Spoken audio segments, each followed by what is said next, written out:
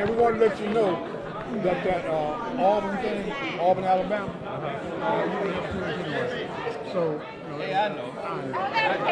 I just push hard for my teams. You know how it is. Okay, I am. Hey there. Mr. Mitchell. yes, How you doing, first of all? none the worse for wear, as you can probably tell. I'm loud as usual. I'm doing okay. Where have you been the last year? This past year, I was listening and teaching about the democratic process and representative government to people in Syria and Yemen.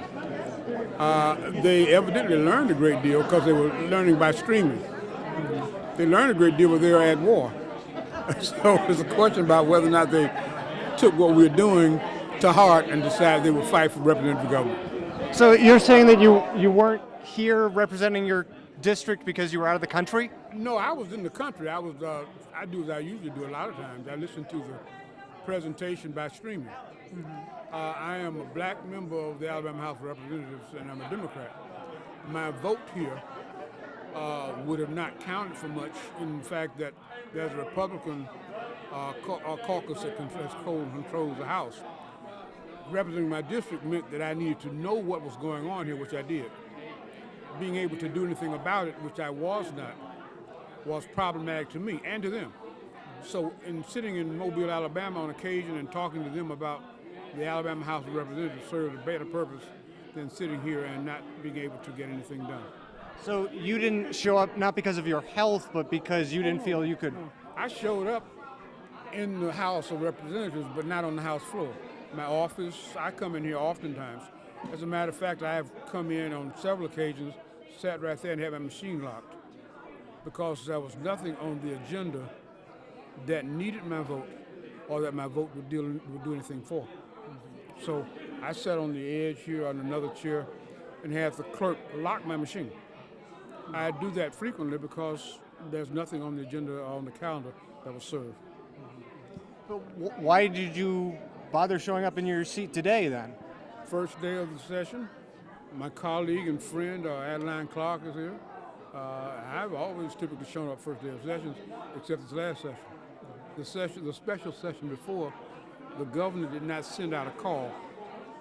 If you do your research, you'll find that that particular session was unlawful because the call did not go out in a timely fashion so that members could be informed as the Constitution of 1901 dictates. So I consider the special session to be unlawful.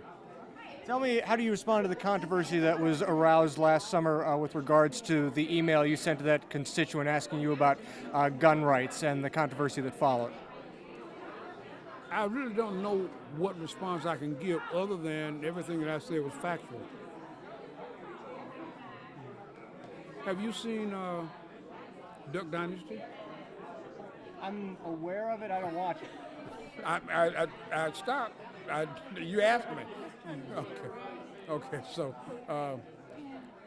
everything I said was documented, factual, and Duck Dynasty is another part of it. How do you respond to constituents who say you haven't been representing them? My constituents say that I have been representing them, and well. I don't know of any of my constituents who say I haven't been representing them. Will you be voting this year? Yes, I will be voting. I don't know how often I'll vote because when I look at the matters that will come up on the calendar that were presented and discussed briefly today, some of those particular matters I will probably be voting and I will be probably abstaining in the vote. On some of those matters I will probably be voting no. I have not seen any yet that I'll feel so compelled to vote yes on yet. How do you respond to people who say that you should resign due to either your comments or the fact that you haven't been voting? Run against me.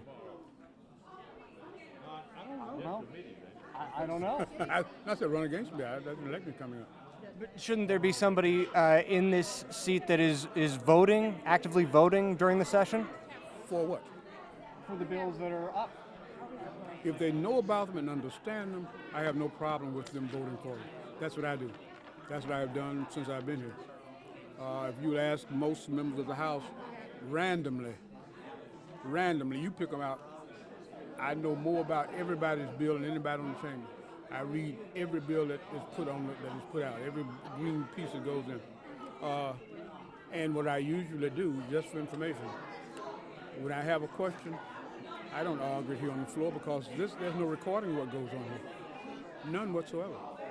You see, so what I do is I email members my questions.